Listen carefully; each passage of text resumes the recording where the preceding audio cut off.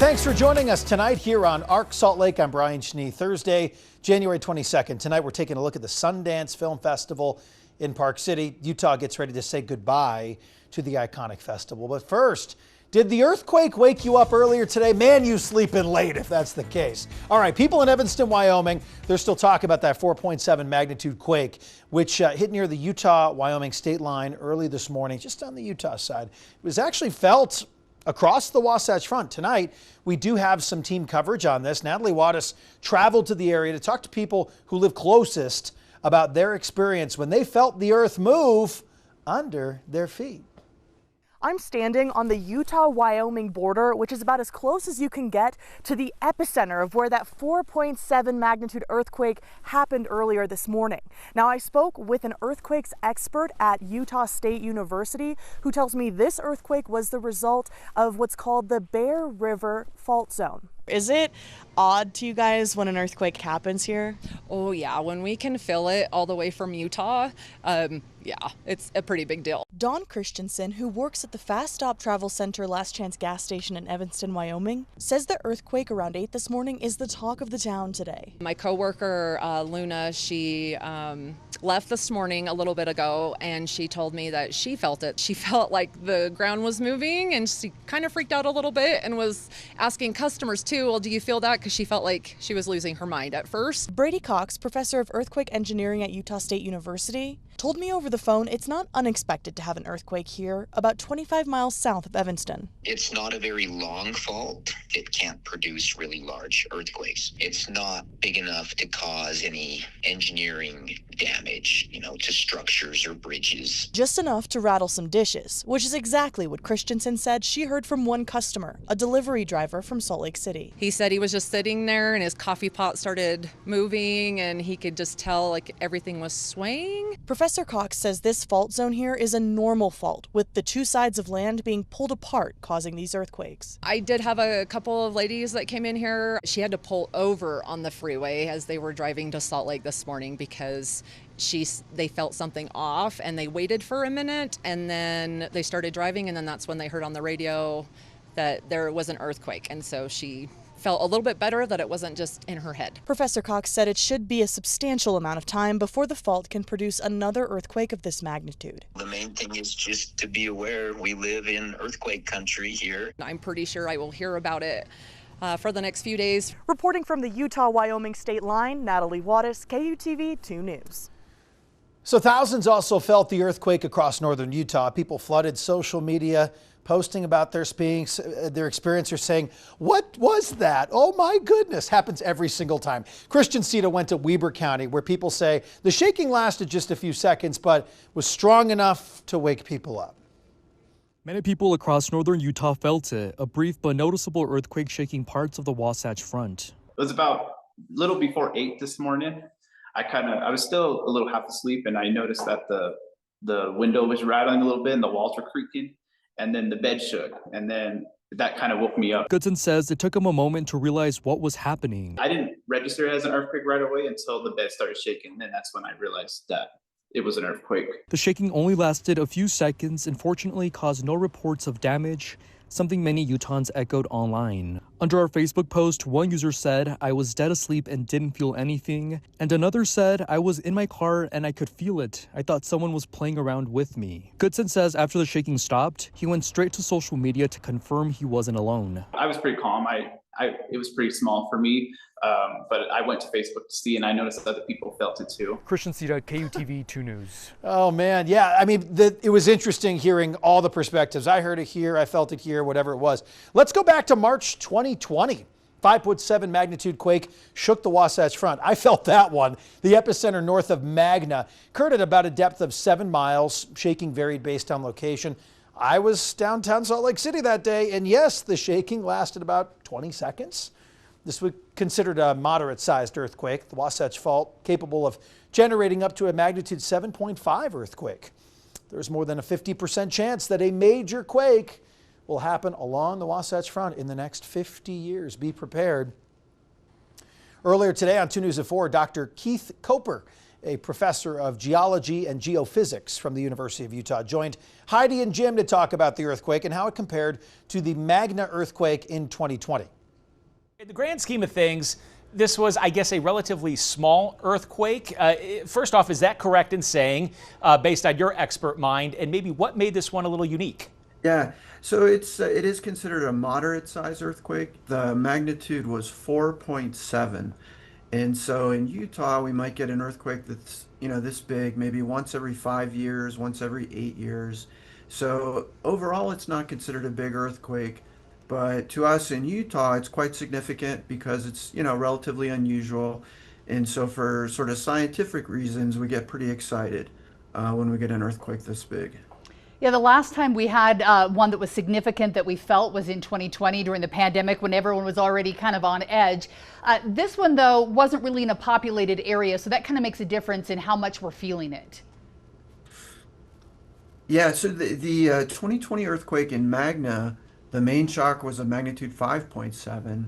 And so even though it doesn't sound like much, one magnitude unit difference, it released about 30 times more energy than the earthquake that happened this morning. And so, for instance, I felt the one in 2020 quite a bit, very easily at my house. And unfortunately, this morning I did not, was not able to feel any shaking from this event, which is maybe good. But we do know it was felt by thousands and thousands of folks all along the Wasatch Front this morning.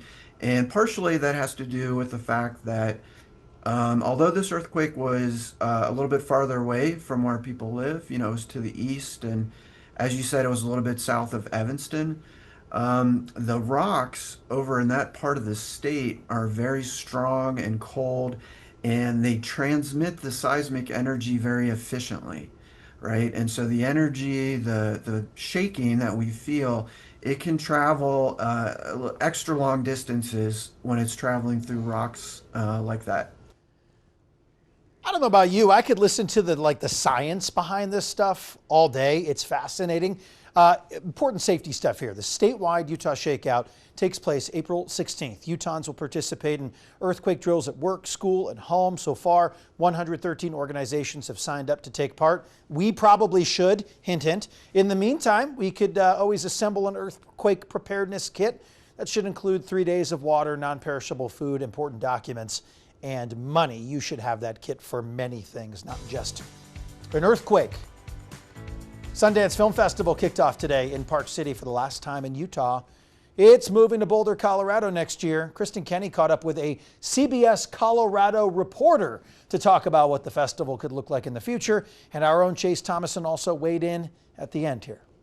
This is the last dance here for Utah with Sundance, but you guys are getting it in Boulder. Yes, it's kind of a bittersweet moment. Yes, I don't want to brag that we're getting it because it's sad. It's been here for so many years, but we are very excited. Obviously, I'm here to try and get the lay of the land a little bit. We have a lot of people from Boulder who are here. Okay. City council's coming. Some local police are coming. It's kind of like any city the year before you host the Super Bowl. You want to see what it looks like. Yeah. And we're already kind of getting ready. Okay, but for so many years it's been here, right? So what makes Boulder a better spot than Park City? Well, I don't want to get competitive here, but it is coming to Boulder. I know you guys were just talking about how exciting it is that they closed down Main Street. In Boulder, there's actually Pearl Street is like our Main Street, and it's pedestrian only already. So it's kind of an exciting thing for me to look at this and kind of imagine what it's going to look like in Boulder. A lot of the shops are excited, restaurants, theaters. We have an iconic Boulder theater that kind of reminds me of the Egyptian theater. So I think it'll transfer pretty well. Okay, you've been coming here for how many years? This is my first Sundance. I've been here for maybe an hour. Okay, well, get ready. Get ready. All right, we're going to end it on a high note. All right, Chase. Can I just say boo to Boulder? Boo. Yeah, I thought that would be an interesting conversation to have when I heard we were going to have that today, by the way. Boulder's a cool spot if you haven't been there, just going to be honest. Not only is this the final Sundance in Utah, it's the first festival without its founder, Robert Redford. Redford passed away inside of his Utah home at the age of 89 in September of last year. Now his daughter, Amy Redford, says this festival is a grand goodbye and a fresh start. Redford's family says they plan to soak this final festival in and not take anything for granted. Over Sundance's 41-year history, there have been some major movies to make their debut at the festival. A Utah favorite, really taken care of just north of us here in Idaho. Napoleon Dynamite came to the Independent Film Festival in 2004. The co-creators of the film both went to BYU. Also in 2004, the horror franchise Saw got its start during the midnight program in 2001. One of Hollywood's best directors, Christopher Nolan, shared his first film, Memento. And in 1998, the Dude himself was shown at the Egyptian Theater. Historians say The Big Lebowski was a jackpot for the festival. More recently, psychological horror director Ari Aster debuted Hereditary in 2018. Too many good ones to count, and a lot of ones you probably never even heard of to this day. That's what's the best part about Sundance. It's such a varied festival with so many types of films to debut. Not just in Park City, by the way, in Salt Lake City and other venues as well. Coming up on Arc Salt Lake, how a Park City resident went from working at her family's cafe to becoming an Olympian.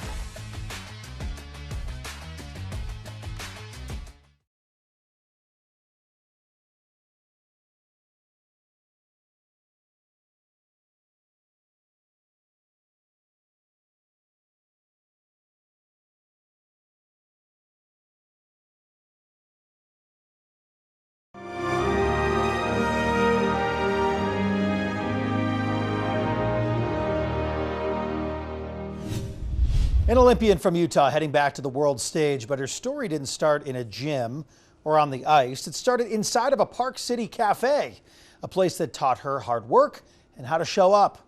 Kristen Kenny has more in this Amazing America report. Ashley Farquharson didn't grow up in a sports family. Grew up in the kitchen, slicing tomatoes and cutting onions. Her parents opened this cafe when she was 4. We were just voted Park City's best sandwich for like the 4th time. And it became the place that taught her hard work and responsibility. Yeah, and I loved working the cashier. It was my favorite job. But after school, she had another passion. And they'd pick us up every Friday in a van, drive us up the hill, and give us some elbow pads and be like, all right, take her down. That after-school program? Luge. We're the fastest, the most technical, and the most dangerous. So fast, you'll miss it if you blink. Now, Ashley's in her 6th year with the U.S. national team, gearing up for the Milan Cortina Games. I feel like being an Olympian in Utah is not super rare. You can usually see one at the grocery store.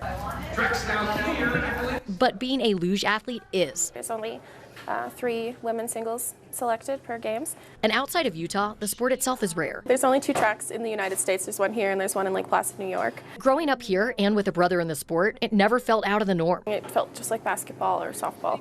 I would just go after school and take a couple runs. At 22 years old, she made her Olympic debut in Beijing, but strict COVID rules meant her family couldn't be there. So back at home, her parents did something out of the ordinary. So they have this loyalty program where you put your email and your phone number and you can earn points towards meals and stuff. And they've never sent an email, ever. And they sent an email inviting everyone who's ever signed up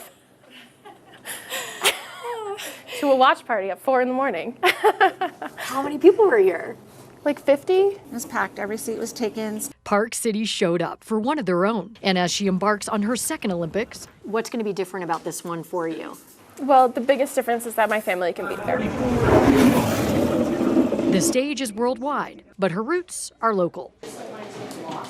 Built in a Park City cafe on hard work and community. The amount of pride that I have in our whole family and our daughter as far as the work ethic. From slicing tomatoes to flying down ice. Get ready. Kristen Kenny, KUTV 2 News. Well, you got a tough assignment today. Didn't have to go far. Meteorologist Chase Thomason with our first alert forecast from Park City.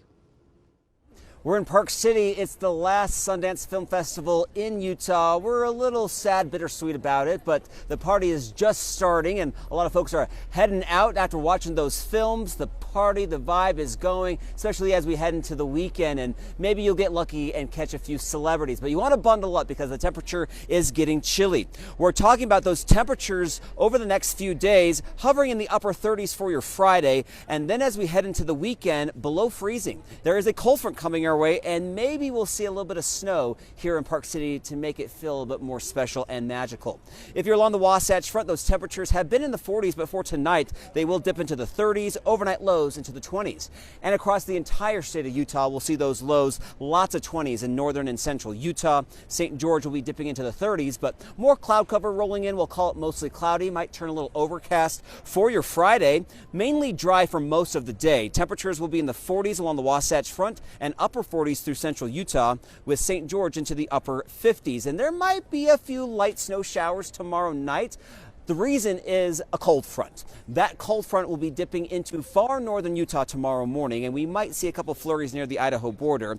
But by the afternoon and evening, that's when it slides through the Wasatch Front, and we might start to see a few more of those snow showers late Friday evening and Friday night. So maybe you're coming up to Park City, Main Street. There could be a few snow showers out there, but we're not really expecting a whole lot when it comes to accumulation. Maybe the best chance for that accumulating snowfall will be in the mountains of central and southern Utah Friday night into Saturday morning. And then by Saturday afternoon, skies will be clearing and that cold air will be moving in. But the good news about that cold air, we're going to equal the atmosphere, break the inversion, and we'll likely have some better air quality.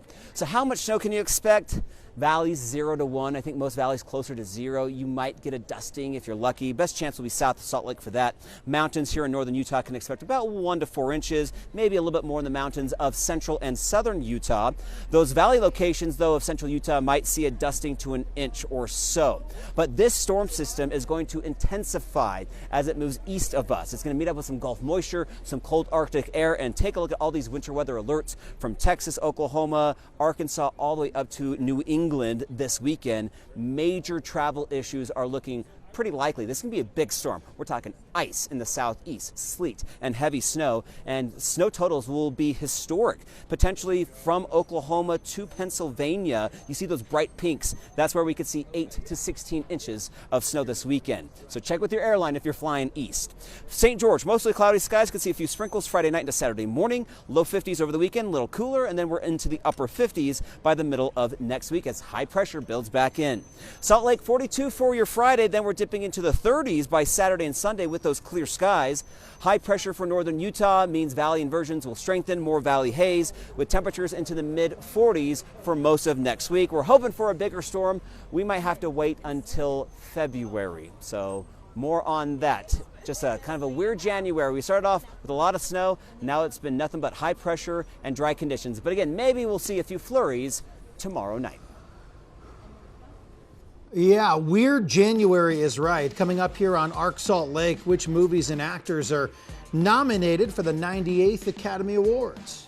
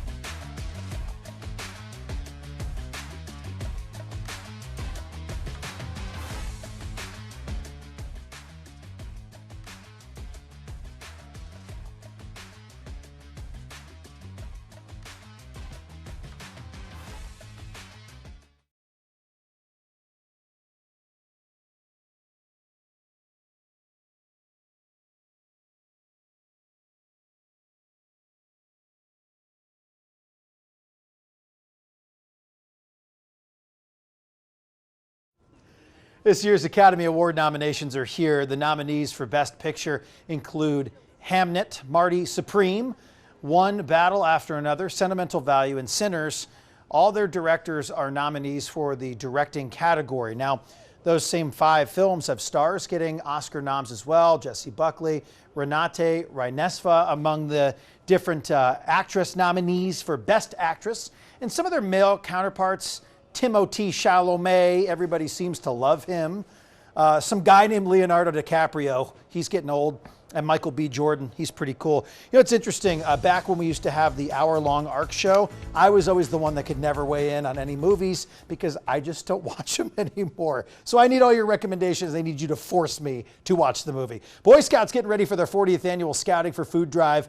Saturday, February 7th, Scouts volunteers will be stationed at Smith's grocery stores in Utah collecting non-perishable food. Everything donated goes to the Utah Food Bank or other pantries across the state. The Scouts say this is one of the largest youth-led food drives.